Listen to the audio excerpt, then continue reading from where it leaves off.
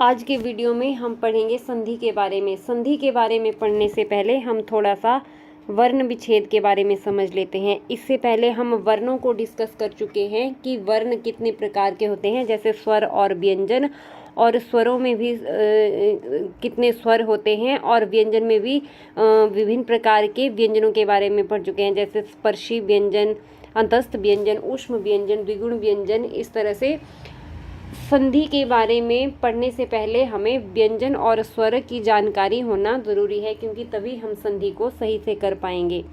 तो चलिए अब पढ़ते हैं वर्ण विच्छेद के बारे में। जैसे ये है गाय।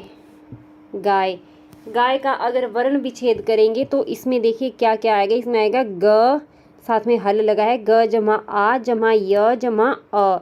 तो इसमें कुल बनते हैं हमारे 4 वर्ण, और इन 4 वर्णों को मिला करके बनता है गाय। जब हमने वर्णों के बारे में पढ़ा था तो उसमें हमने पढ़ा था क, ख, ग। ये जब इसमें हल लगा होता है तो इसका मूल रूप ये है। व्यंजन वे होते हैं जिनका उच्चारण बिना स्वर की सहायता से नहीं किया जाता है। जैसे अगर हम व्यंजन को ऐसे लिखते हैं क ख, बिना हल के अगर लिखेंगे तो इसमें ये समझना है कि इसमें अ जुड़ा हुआ है। सभी व्यंजनों का उच्चारण अ की सहायता से होता है, और अगर इसमें हल लगा हुआ है तो इसका मतलब इसमें कोई भी स्वर नहीं जुड़ा है, यानी कि अ स्वर नहीं जुड़ा है। इसी तरह से हमने यहाँ पे देखा है ग में आ जुड़ गया, आ स्वर इसमें जुड़ गया तो ये बन गया फिर गा। य में अगर अ स्वर जुड़ गया तो ये बन गया य। इसी तरह से ये व्यंजन पूर्ण होते हैं। अब वर्ण देखिए क्या होते हैं। वर्ण को ही अक्षर कहते हैं, और वर्ण वह मूल ध्वनि है जिसके टुकड़े ना किए जा सकें।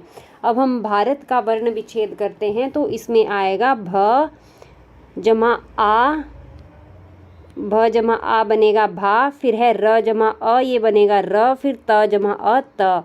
तो इस तरह से कुल मिला के इसमें 6 वर्ण हैं। इसी तरह उद्यान में ही देखेंगे तो उद्यान में आएगा उ, ये स्वर है। उसके बाद देखिए द आएगा। उद्यान इस तरह से लिखा गया है तो इसमें द इसमें आधा आएगा और य पूरा आएगा। अब देखिए य अगर पूरा है तो य के नीचे हल लगेगा और साथ में इसमें अ आएगा, जैसा कि यहाँ पर दिया हुआ है।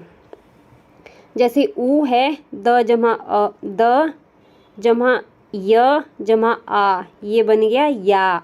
फिर न जमा अ, ये बन गया न। इसी तरह से ये बन गया उद्यान। इस उद्यान में ये समझ लीजिए ये है द और नीचे ये है य। उद्यान द आधा है और जो नीचे होता है वो पूरा होता है। इस तरह आगे भी देखेंगे। आगे दिया हुआ है प्रसिद्ध। इस प्रसिद्ध में भी प्र दिया हुआ है, प्र।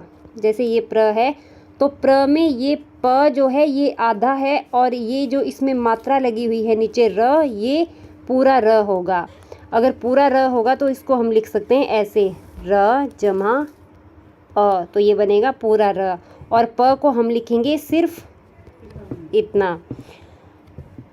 तो अब देखिए प जमा र जमा अ, र, स जमा अ, हल लगेगा, स जमा अ हो गया स, फिर ई।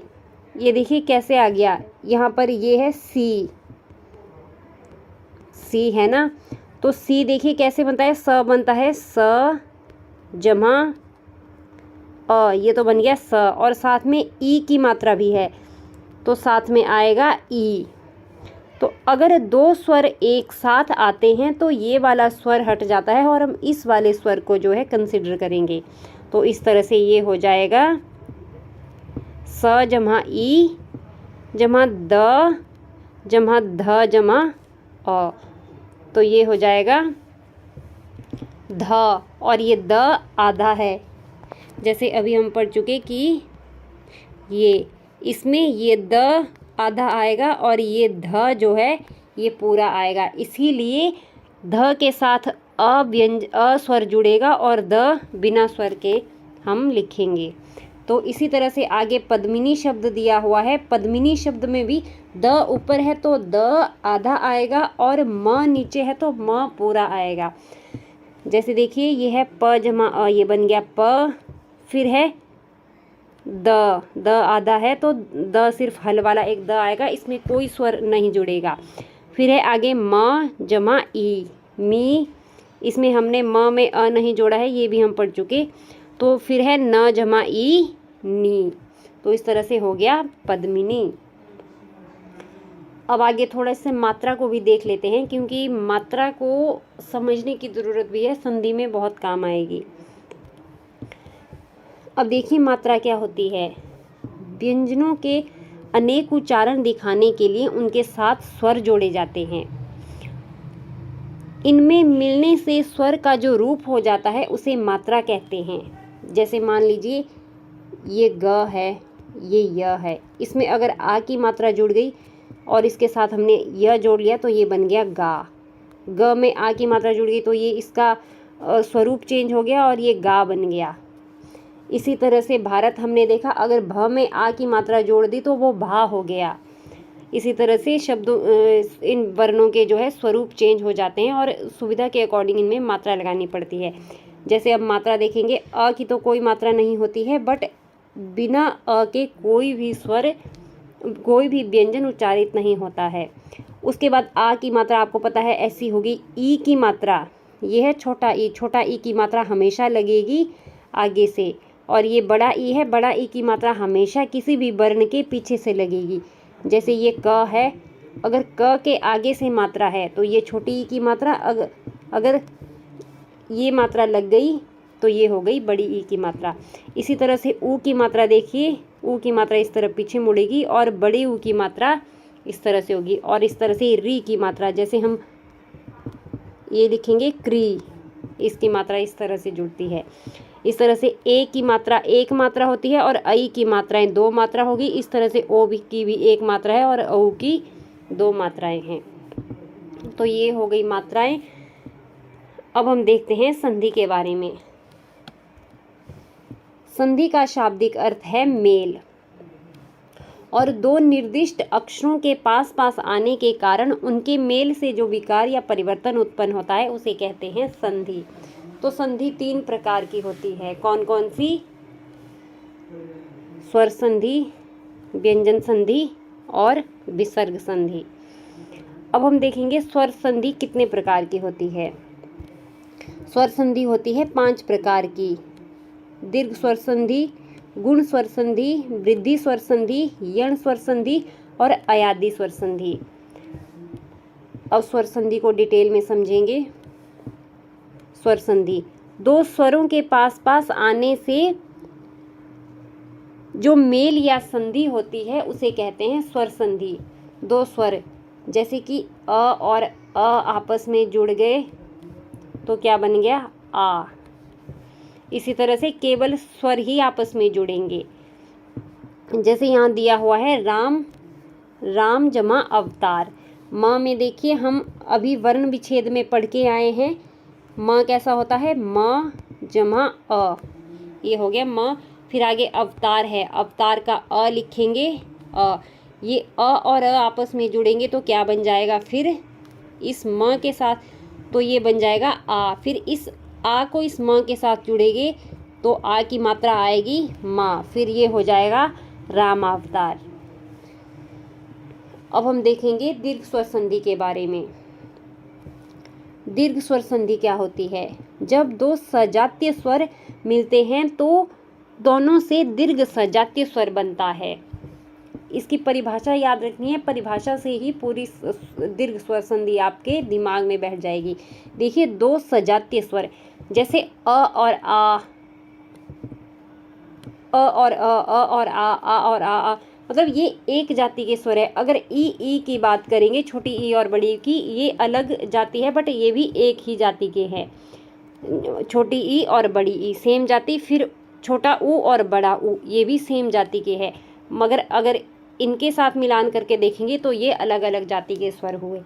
इसी तरह से अगर एक ही जाति के स्वर आपस में मिलते हैं तो दीर्घ सजातीय स्वर बनता है। दीर्घ यानी कि देखिए ये अ ई ऊ, ये आएगा छोटा ऊ, अ ई ऊ, ये है ह्रस्व लघु।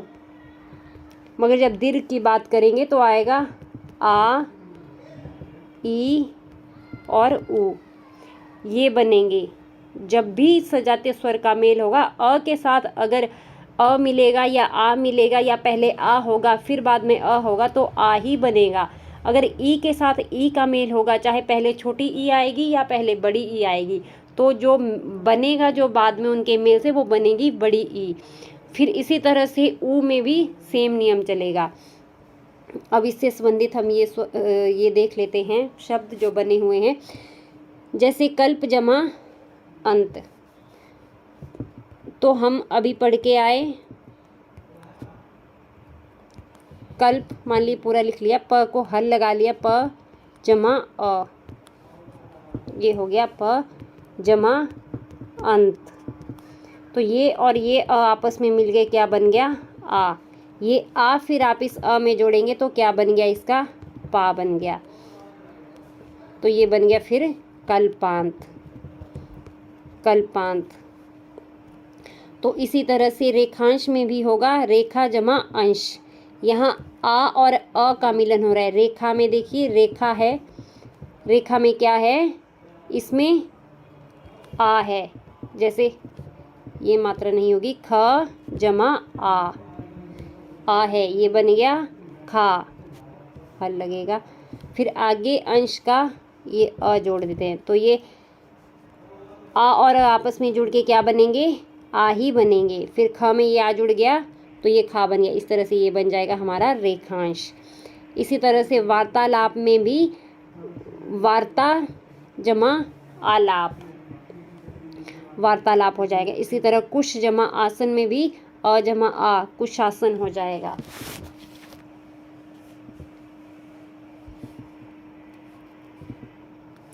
इसी तरह से ई में देखिए, गिरी जमा इंद्र, गिरिंद्र। री में अगर देखेंगे तो ये है र जमा छोटी ई की मात्रा लगी है और साथ में है आगे इंद्र, ये बड़ी ई। दोनों के मेल से क्या बन गई, बड़ी ई। बड़ी ई जब इस र में जुड़ जाएगी तो ये बन जाएगा री, ये वाला री। तो इस तरह से ये बन जाएगा गिरिंद्र। ये छोटी ई की मात्रा हट जाएगी और ये हो जाएगी बड़ी ई की मात्रा।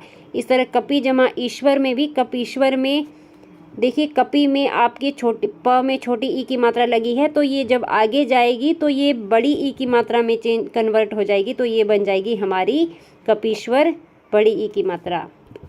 इसी तरह से जानकी जमा ईश में जानकीश हो जाएगा और मही जमा इंद्र में महेंद्र हो जाएगा। इसी तरह ऊ का रूल भी है कि भानु जमा उदय। देखिए ये न है जमा भा जमा न जमा ऊ, उसके बाद है उदय। तो ऊ और ऊ आपस में मिल गया तो ये बन गया हमारा बड़ा ऊ। तो बड़ा ऊ की मात्रा हमने अभी पढ़ी थी, कैसी होती है, ऐसी। तो इस नू के साथ अगर ये मात्रा जुड़ गई तो ये क्या हो जाएगा, इस तरह का। तो पहले हमारा भानुदय है ऐसा, जब मात्रा जुड़ गई तो ये हो जाएगा इस तरह का, ये। तो अब आएगा ये भानुदय। इसी तरह लघु जमा उर्मी में भी ये घ की मात्रा यहाँ पर चेंज हो जाएगी, ये बन जाएगी बड़े ऊ की मात्रा, इस तरह लघुर्मी हो जाएगी। इसी तरह भू जमा उर्द में भी ये भुर्द हो जाएगा। इसी तरह बधु जमा उत्सव में बधुत्सव हो जाएगा। यहाँ मात्राएं बड़े ऊ की ही लगेगी, यहाँ भी बड़े ऊ की है तो बड़े ऊ के साथ बड़ा ऊ मिल गया तो भी बड़े ऊ की मात्रा, और बड़े ऊ के साथ छोटा ऊ मिल गया तो भी बड़े ऊ की मात्रा। ये ध्यान रखना है, हमेशा ये दीर्घ सजातीय स्वर बनेंगे। तो अब देखते हैं गुण संधि के बारे में। गुण संधि का नियम क्या है, अ आ के आगे ई रहे तो ए बनेगा, अगर उ रहे तो ओ बनेगा, और अगर री रहे तो अर बनेगा। और अब देखिए अ के आगे यहाँ ई दिया हुआ है तो क्या बन रहा है, ए बन रहा है। कैसे, जैसे देव जमा इंद्र, यहाँ पर व दिया हुआ है, व का रूल हमें पता है, ये है व जमा अ, और साथ में इंद्र दिया हुआ है तो जमा ई, तो ये क्या बन जाएगा हमारा, ये मात्रा नहीं लगी, ये ए बन जाएगा, छोटा ए। तो छोटा ए बनेगा, अगर व के साथ ये जुड़ जाएगा तो इसकी मात्रा हो जाएगी ये वे, तो ये हो जाएगा हमारा देवेंद्र। इसी तरह सुर जमा ईश, अ के आगे ई जुड़ गया तो क्या बन गया, ये भी ए ही बनेगा और ये बन जाएगा सुरेश। इसी तरह महा जमा इंद्र, आ के आगे ई जुड़ जाएगा तो बन जाएगा महेंद्र, एक मात्र। इसी तरह रमा जमा ईश में भी इसी तरह से रमेश बनेगा। और आगे देखिए अ में अगर अ में अगर ऊ जुड़ जाएगा, ऊ रहेगा तो ये ओ बन जाएगा। देखिए चंद्र जमा उदय, ये बन जाएगा चंद्रोदय। इसी तरह समुद्र जमा उर्मी, ये हो जाएगा समुद्रोमी। इसी तरह महाजमा उत्सव हो जाएगा महोत्सव, और महाजमा उरु हो जाएगा महोरु। एक बार मैं ये लास्ट वाला बता देती हूँ। देखिए महा है, ये मात्रा बाद में हटाएंगे, ये है ह जमा आ, ये बन गया हा, ये जो महा है। आगे है फिर उरु दिया हुआ, उरु दिया हुआ है। तो ये ऊ जब इस आ के साथ मिलेगा तो ये क्या बनेगा, यहाँ रूल है देखिए, ये बन जाएगा ओ। अगर ये ओ बनेगा और ये ओ की मात्रा जब इस ह के साथ मिलेगी तो ये ह हो जाएगा हमारा हो। इसी तरह से ये हो जाएगा महोरु। अब री का देखते हैं। अ के साथ अगर री जुड़ गया तो अर बन जाएगा। जैसे सप्त जमा ऋषि है, त जमा अ जमा री, अ और री मिलके हो जाते हैं अर हो जाते हैं। अब देखिए सप्तऋषि कैसे बनता है। त के साथ ये जुड़ गया अ तो ये हो गया त। अगर हम लिखेंगे तो, अगर इस रूल में लिखेंगे तो हम लिखेंगे सप्त इस तरह से, बस ये र की मात्रा जो है इसको हम ऊपर चढ़ाते हैं इसके ऊपर, इसलिए यहाँ से ये हट जाती है। इस तरह से ये हो जाता है सप्तर्षि। इस र का उच्चारण जो है इस शी से पहले होता है, इस तरह से ये बन जाता है सप्तर्षि। इसी तरह से महर्षि का मेल भी आ और अ भी आपस में अर ही हो जाते हैं, इसलिए ये महर्षि हो जाएगा, महर्षि नहीं होगा। कई बार देखो हमें एग्जाम में क्या करते हैं, महाजमा ऋषि दिया हुआ है तो ये हो जाएगा महर्षि, ये गलत होगा, ये नहीं है। आ और अर का, आ और री का मेल भी अर ही बनता है, और अगर आर बनता, अगर रूल में होता आ और री आर तो ये होता महर्षि। ये महर्षि नहीं होगा, ये महर्षि ही रहेगा। तो आगे देखते हैं वृद्धि संधि के बारे में। वृद्धि संधि का नियम है अ और आ के आगे अगर ए ऐ हो तो ऐ बनेगा, ओ औ हो तो औ बनेगा। पीछे था इसमें क्या बन रहा था हमारे, अ और आगे इ उ हो तो ये छोटा ए और छोटा ये बन जाएगा। इसी तरह से उ तक तो यहाँ हो गया। अब उ के बाद क्या आता है, री आता है, री भी पीछे आ गया तो अ और आ में अब ए ऐ बनेगा तो ये बड़ा ए बच गया था, और ओ औ लगेगा तो बड़ा ओ। इस तरह से इससे क्या बनेगा, अ और ए आपस में मिल गए, हमें पता है ये बड़ा ए बन जाएगा। तो जैसे एक जमा एक है, एक में है ए जमा क जमा अ जमा ए, अ जमा ए आपस में मिल गए तो क्या बन गया, बड़े वाला ए। बड़े वाले ए की मात्रा हमें पता है कैसी होती है, ऐसी। तो अगर ये मात्रा फिर जुड़ जाएगी इस एक में तो ये हो जाएगा ए कैक। इस तरह से ये बनेगा ए कैक। इसी तरह से मत जमा एक के का भी मतैक्य हो जाएगा, और सदा जमा एव का सदैव हो जाएगा, और महा जमा ऐश्वर्य का महेश्वरी हो जाएगा। अगर आपको कई बार होता है पेपर में रूल याद नहीं आते हैं तो इनको भी आप रट लो, ये सदैव पेपर में कई बार पूछा गया है। इसी तरह अ जमा ओ का देखेंगे औ कैसे बनता है। देखिए जल जमा ओग दिया हुआ है, ल जमा अ, ये हो गया ल, और जमा आगे क्या दिया हुआ है, ओग, ओग। तो अ और ओ आपस में मिल गए तो क्या बनेंगे, रूल में हम पढ़ चुके हैं कि इसका औ बनेगा। ये औ जब इस ल के साथ जुड़ेगा तो ल का हल, ये हल हट जाएगा और ये बन जाएगा ये। हमें पता है ओ की मात्रा कैसी होती है, औ की ऐसी। तो इस तरह से मात्राओं का भी ध्यान रखना है। तो ये हो जाएगा जलोग। इसी तरह परम जमा औषध का हो जाएगा परमौषध। इसी तरह महा जमा औज का महौज, महा जमा औदर्य का महोदार्य, महोदार्य। देखिए अगर आगे छोटा अ पीछे बड़ा ओ हो तो भी औ ही बनेगा, अ के साथ अगर औ हो तो भी औ ही बनेगा, आगे बड़ा ओ और पीछे औ ओ हो तो भी औ ही बनेगा, चाहे आगे आ और पीछे औ हो तो भी औ ही बनेगा। अब आगे देखते हैं यण संधि के बारे में। यण संधि में है हरिस्व व दीर्घ ई उ री के आगे कोई विजातीय स्वर हो। इससे पहले हम पढ़े थे सजातीय स्वर, ये है विजातीय स्वर आए तो क्या बनेगा, हरिस्व या दीर्घ का मतलब है ये जो है ये है हरिस्व ई और उ। जब इसको दीर्घ रूप में लिखेंगे तो हो जाएगा उ ई उ, ये हो जाएगा इनका दीर्घ रूप। इनमें अगर इनके आगे कोई विजातीय स्वर, अगर ई के आगे कोई विजातीय स्वर हो तो ये हो जाएगा ई का य हो जाता है। अगर उ के आगे हो तो वो व हो जाएगा। इस तरह री के आगे हो तो वो र हो जाएगा। अब देखते हैं कैसे होगा। ये जैसे ई जमा अ य है ये है यदि जमा अपि दिया हुआ है। अब देखेंगे इसका यद्यपि कैसे होता है। ये है य जमा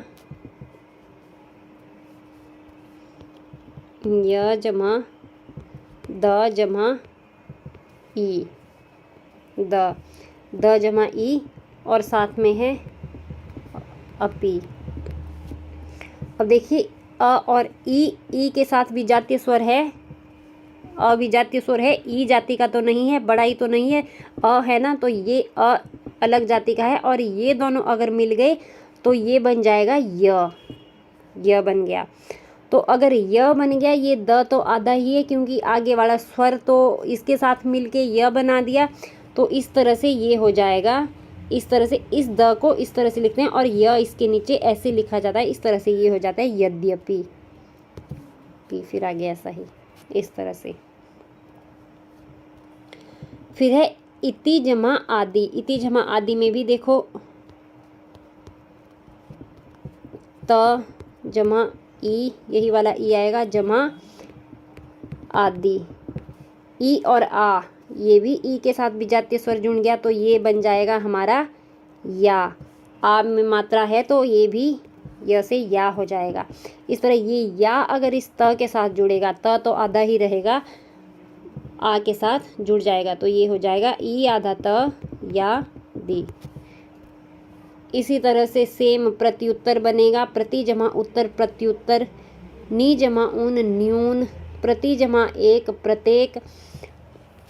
इसमें हम देख रहे हैं कि ये जो इसका अंतिम वर्ण है शब्द का वो जो है आगे जाके आधा हो रहा है। अगर ये आपको कहीं दिखे पेपर में कि ये आधा हो रहा है तो आप इसमें कर सकते हैं कि ये यण संधि है। और यण संधि के नियम में ये याद रखना है कि ये जो है आधे हो रहे हैं।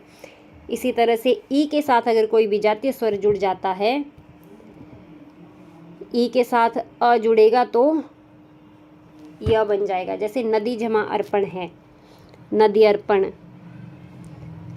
देवी जमा आगमन है तो ये देवी आगमन। सखी जमा उचित है तो ये हो गया सखी उचित। नदी जमा उर्मी है तो ये हो जाएगा नदी उर्मी। देवी जमा ऐश्वर्य, देवेश्वरी। इस तरह से ये इसकी पहचान एक ये भी है कि ये शब्द जो है आगे जाके आधे रह जाते हैं, जो यहाँ पर इसके शब्द के अंतिम वर्ण जो होता है। इसी तरह उ को देखिए, ऊ के साथ विजातीय स्वर अ जुड़ा है तो ऊ का व हो जाएगा। अगर ऊ के साथ कोई भी विजातीय स्वर अगर ई जुड़ गया तो व का क्या हो जाएगा, वी हो जाएगा, ये इसकी मात्रा ले लेगा। अगर ऊ के साथ ए उड़ जाएगा तो होगा तो व ही, बट व मात्रा लेगा इस ए की। इसी तरह से देखिए मनु जमा अंतर का हो जाएगा मनवंतर, सु जमा आगत का हो जाएगा स्वागत, और अनु जमा इत का हो जाएगा अन्वित, और अनु जमा एषण का हो जाएगा अन्वेषण। इसका एक करके देखते हैं। ये जैसे मनु है, मन जमा उ जमा अंतर, उ और अ हो जाएंगे व हो गया तो ये न आधा है, ये न आधा लगेगा इसमें, ये इस तरह से हो जाएगा मनवंतर। इसी तरह से अब आगे देखते हैं।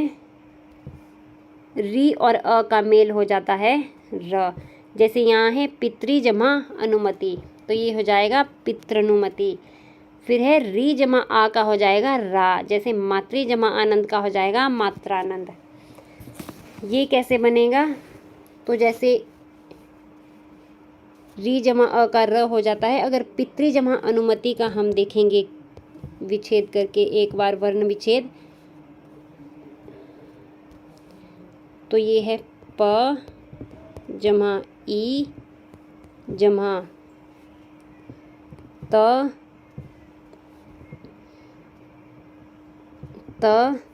जमा ये वाला री जमा अ।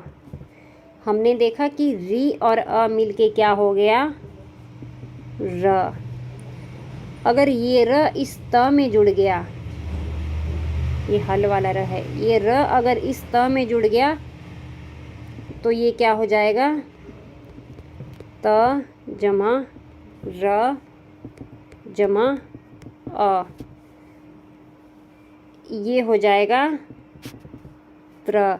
जिसने वर्ण वाली वीडियो देखी होगी, उस वर्ण वाली वीडियो में हमने देखा था क्ष, त्र, ज्ञ और श्र, ये चार होते हैं हमारे संयुक्त व्यंजन। संयुक्त व्यंजन में हमने पढ़ा था क कैसे बनता है, त्र कैसे बनता है, ज्ञ कैसे बनता है और श्र कैसे बनता है। त्र का नियम था बनने का, ये त जमा र जमा अ, इस तरह से ये आपस में मिलके बनाते हैं त्र।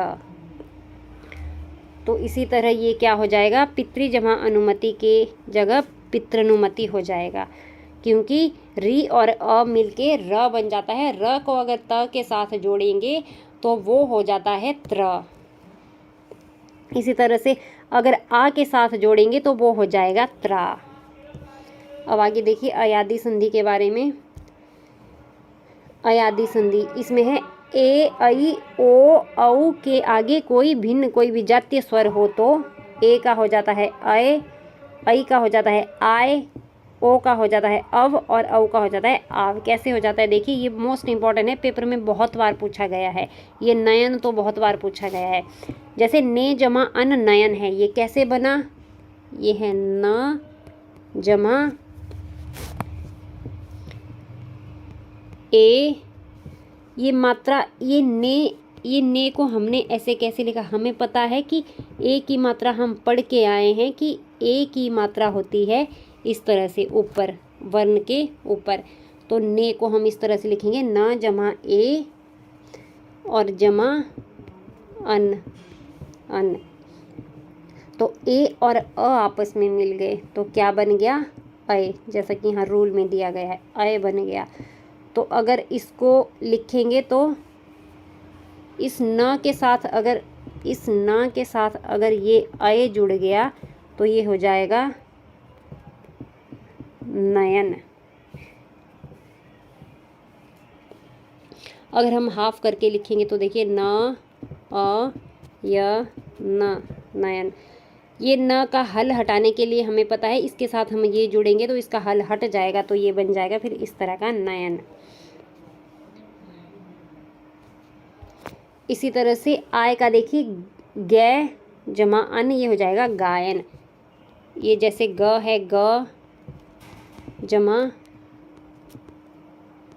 ए जमा आगे अन दिया हुआ है, अन। तो ए और अ आपस में जुड़ गए तो ये क्या बन गया, आय। ये बन गया आय। इस आय को अगर इसके साथ जोड़ेंगे तो ये हो जाएगा ग आ य न। अगर ये आ इसको ग के साथ अगर जोड़ेंगे तो हल हट जाएगा, तो ये बन जाएगा फिर गायन। बस यही तरीका है इसका भी। गौ जमा ईश को भी इसी तरीके से लिखेंगे, गौ जमा ईश को, तो इसका गवीश हो जाएगा और नौ जमा इक का नाविक हो जाएगा। अब हम एक समरी बना लेते हैं, एक समरी समझ लेते हैं कि किस तरह से ये स्वर बनते हैं। हमने संधि स्वर के बारे में पढ़ा। संधि स्वर में आती है 3 तरह की, स्वर संधि, व्यंजन संधि, और संधि के बारे में आती है 3 तरह की संधियाँ। इसके 3 भेद हैं, स्वर संधि, व्यंजन संधि और विसर्ग संधि। आज हमने पढ़ा स्वर संधि के बारे में। तो स्वर संधि के 5 भेद होते हैं, वो कौन कौन से होते हैं?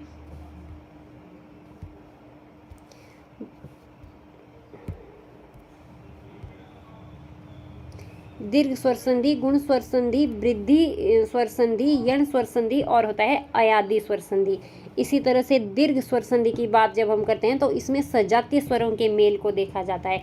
जब 2 सजातीय स्वर आपस में मिलते हैं तो उनके मिलने से जो परिवर्तन आता है, जो विकार उत्पन्न होता है, उसको कहा जाता है दीर्घ स्वर संधि। फिर है गुण स्वर संधि। गुण स्वर संधि में होता है जब अ आ के आगे ई उ री आता है, और अगर ई आता है तो वो मिलके ए हो जाता है। अगर अ आ के साथ उ या छोटा उ या बड़ा उ जुड़ते हैं तो मिल करके बनता है ओ। इस तरह री जुड़ता है तो इसका बन जाता है अर। इसी तरह से वृद्धि संधि में देखिए, यहाँ अ आ के आगे आ गया ई उ री के बाद क्या आता है, अगर सीक्वेंस में पढ़ेंगे तो ए आई ओ औ। उसके बाद ये अगर अ आ के आगे जुड़ जाएंगे तो ये छोटा ए बन गया था तो यहाँ पर बड़ा ए हो जाएगा। ये यहाँ पर ओ बन गया था तो यहाँ पर औ हो जाएगा। इसी तरह से यण संधि में आएगा कि ई उ और री के आगे अगर कोई विजातीय स्वर आएगा, अगर विजातीय स्वर आएगा तो ई और उस विजातीय स्वर के मेल से य बनेगा, उ और उस विजातीय स्वर के मेल से व बनेगा, और री के साथ अगर कोई विजातीय स्वर है तो वो र बनाएंगे। इसी तरह से अयादी संधि में आता है ए ओ औ के आगे अगर कोई विजातीय स्वर आता है। देखिए अ आ ई उ री एक सीक्वेंस में चले हुए हैं। अ आ तो पीछे हमने कर लिया, ये ऊपर, फिर ई से री तक आएगा, फिर री के बाद ए से औ तक आएगा। इस तरह से आपने इसको सीक्वेंस में याद रखना है। अगर आप सीक्वेंस में याद रखेंगे तो फिर आपको चीज़ें आसानी से याद हो जाएगी। फिर इसमें होता है अगर ए आई के आगे कोई विजातीय स्वर है तो ए के साथ उस विजातीय स्वर का मेल हो जाएगा तो वो बन जाएगा अय। अगर ए के साथ आई के साथ किसी विजातीय स्वर का मेल हो जाएगा तो वो बन जाएगा आय। इसी तरह ओ के साथ अगर कोई विजातीय स्वर आएगा, ओ के साथ मान लीजिए अ आ गया या ओ के साथ ई आ गया तो वो बन जाएगा अव। इसी तरह से औ के साथ अगर कोई विजातीय स्वर आएगा तो वो बन जाएगा आव। तो ये था आज का वीडियो। अगर आपको वीडियो अच्छा लगा है तो वीडियो को शेयर करें और चैनल को सब्सक्राइब कर दें। बाकी हम नेक्स्ट वीडियो में पढ़ेंगे, वरना ये वीडियो बहुत लंबी हो जाएगी। धन्यवाद।